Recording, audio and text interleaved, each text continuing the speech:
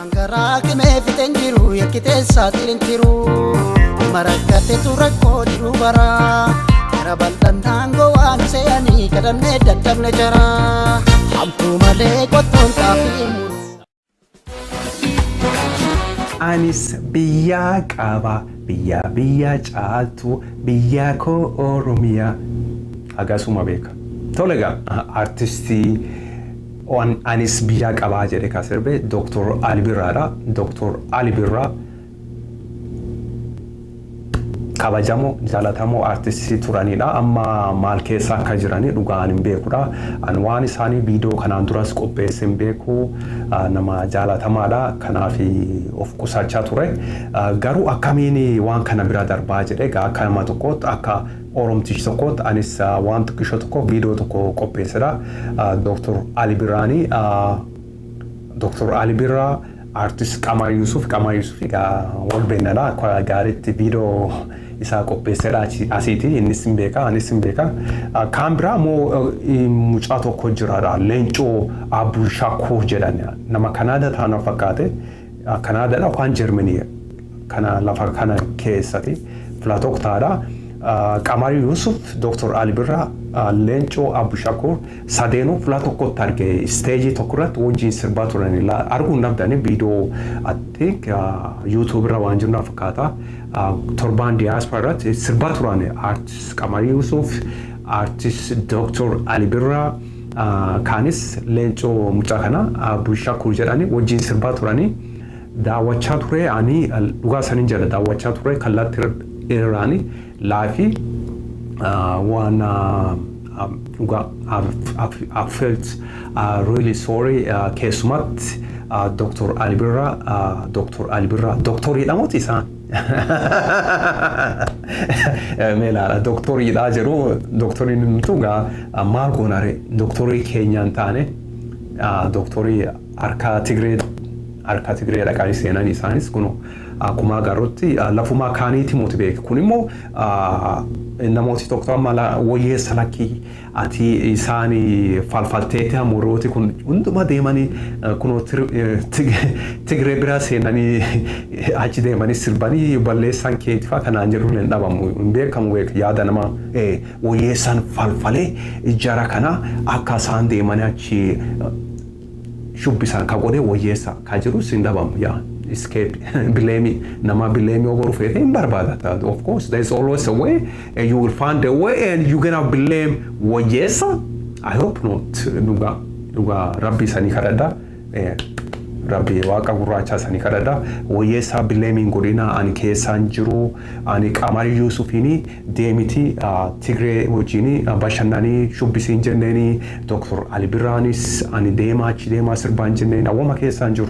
enyo kani Leencoo Abuu Shakkoo jedhan warrooti kuni sadeen taani achi kun bashannana turani warroota enu Muktaar Kadiris jirani Torban diaspora ka jedhu kun dhuga I feel really sorry kesumat ani ijoollee moti dhuga hurmin ganni kiyya nama deemedha garuu ijoolleen kana ilaalanii dhuga haamilee isaanii dhuga sanin jedha cabsuu hin dhabuu jedha dhuga sanin jedha ijoollee kataan keessumatti akkamiin artistiin namni nu jaalan kuni akkam dhaqanii isaanii achitti bashan sirbu maalif kana godhanii maal raata warri kun maal kennanii fi Tigree maal kennitee fi Tigreen jedhani barisaan OPDO jedhan afaan Oromootiin isaan dhabadham namooti garii amma confuse ta'an akkan ilaalutti ilaacha kiyyaadha kuni confuse ta'an dudduuban ka jiru OPDO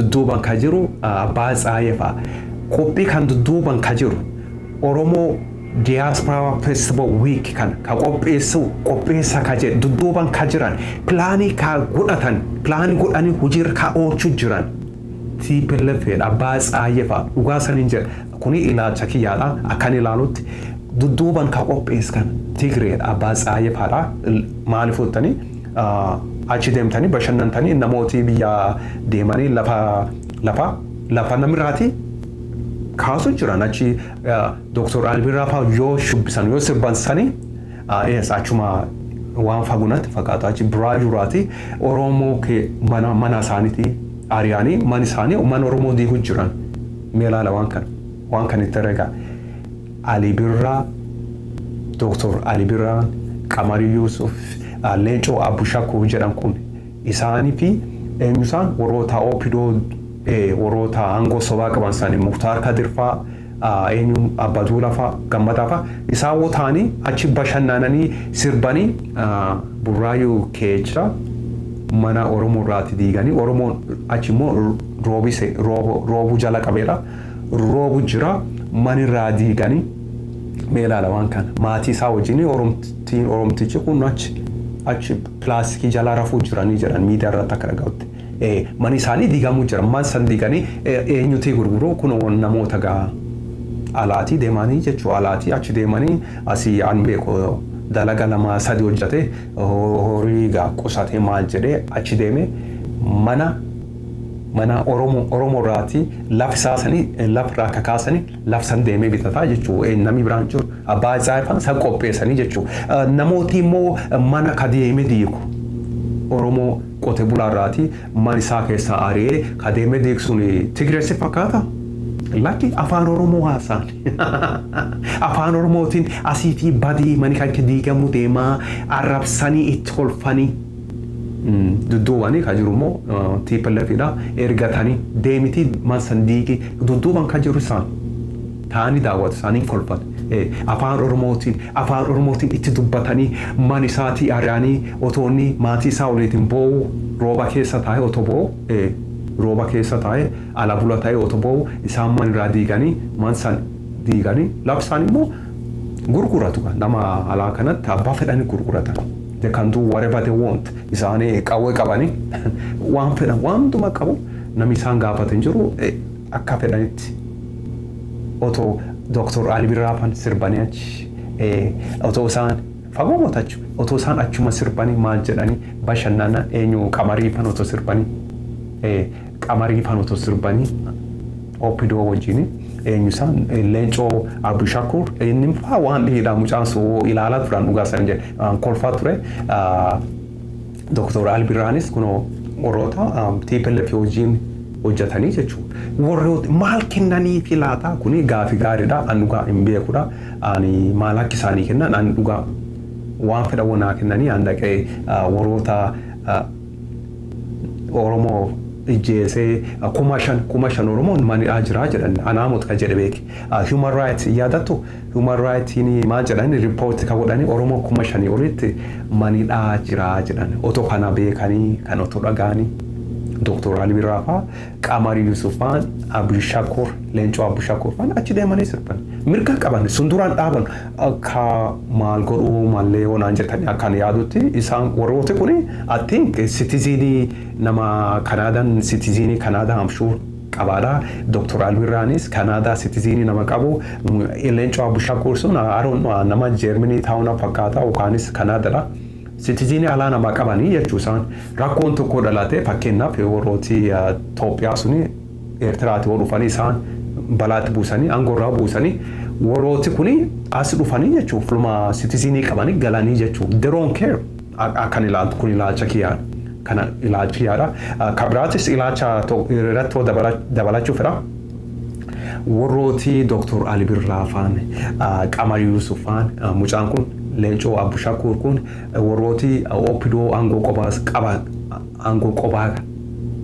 aangoo sobaa qaban sun Muktaar Kadir fa'aa eenyu isaan Abbaduu Gammadaa fa'aa warrooti Gimboot 7 maali sun achi Eertiraa wal dhufanii otobbii sun Tigra buusanii harka ofii galchanii warrooti sun akkan ilaalutti warroota Gimboot 7 wajjin hojjechuu fi shakkiin qaba har'uma hojii seenanii isaan akka hojjetan isaan jala seenanii akkuma Tigreetti hojjetan kana akka isaan Gimboot 7 jala seenanii akka hojjetanii ani akkan ilaalutti shakkiin qabu isaanii jedhu dhugaa isaanii jedhu Qamarii Yusufinis Dr. Ali Birraanis mucaan kun Leencoo Abushakkuu afaan Amaariffaan sirbu godhanii sirbu har'uma jala qabanii isaanii jedha kun immoo ilaalcha kiyyaadha kuni yaada kiyyaadha ilaalcha kiyyaadha akkan yaadutti dhugaa isaanii jedha warrooti amma Opidoo jedhan kun aangoo sobaa kan qaban Mukhtar Kadir, Abdullah Gammada,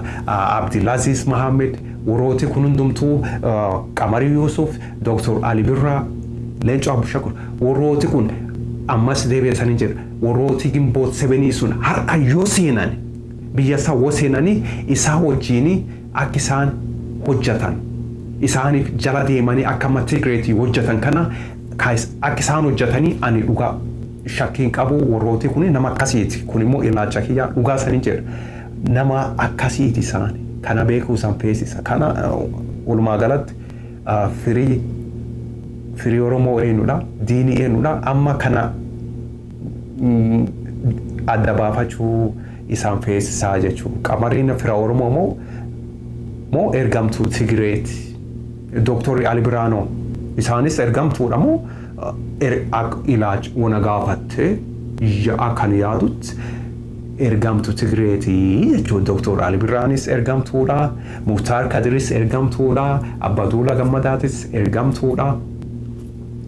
Qamariinis Leencoo kun hundumtuu ergamtuu Tigreetii jechuudha. Maaliif kan jettaa yoo jettanii biyya san eenyutti harkaa qabaa jennee ilaaluu malle. Biyya guutuu naannoo Oromiyaa dhiise sobaadha sun hundumaa harka Tigree jirtidha. Kun warrooti Opidoo kun hundumtuu ergamtuu Tigreetii jechuudha. Oo lakkii ati nama arrabsitaa kun arrabaadha yoo jettanii lakkii kun arrabaa mutidha. Akkan yaadutti kun arraba ta'uu hin danda'u. Ergamtuu yoo taate ati ergamtuudha siin jedhan. Akkasi. Sobduu taate sobduu siin jedhan. Kun ilaalcha kiyyaadha beeka. Ati hattuu yoo taate ati hattuudha siin jedhan. Lafumaa ka'ee namni hattuu namaan jedhu beeka. Hattuu yoo taate ati hattuudha siin jedha. Sobduu yoo taate sobduudha siin jedha. Ergamtuu Tigree yoo taate immoo ergamtuudha siin jedha. Jala deemtuu ergamtuu is the same thing. Yeah. Qophii waan keenyaa karaa kana fakkaata. Ati ergamtuu ta'uu feeta. Maaliif hin taane ati ergamtuu Tigree laata? Of gaafachuu malee beeka. Ani ergamtuu Tigree waan filoota hin ta'uudha. Ergamtuu Tigree, ergamtuu filoota miliinikii Abashaa ani hin ta'u. Agalbuu kiyyaan jiru. Ergamtuu Tigree hin ta'u. Ergamtuu Abashaa hin ta'u. Abashaan faarsuu, Tigreen faarsuu. Kuni egaa yaada kiyyaadha. Ama akkasiidha. Yeroo keessan fudhattanii qophii waan keenyaa waan daawwattanii fi galatoomaa isaanii jedha. Horaa bulaa nagaatti isaanii jedha.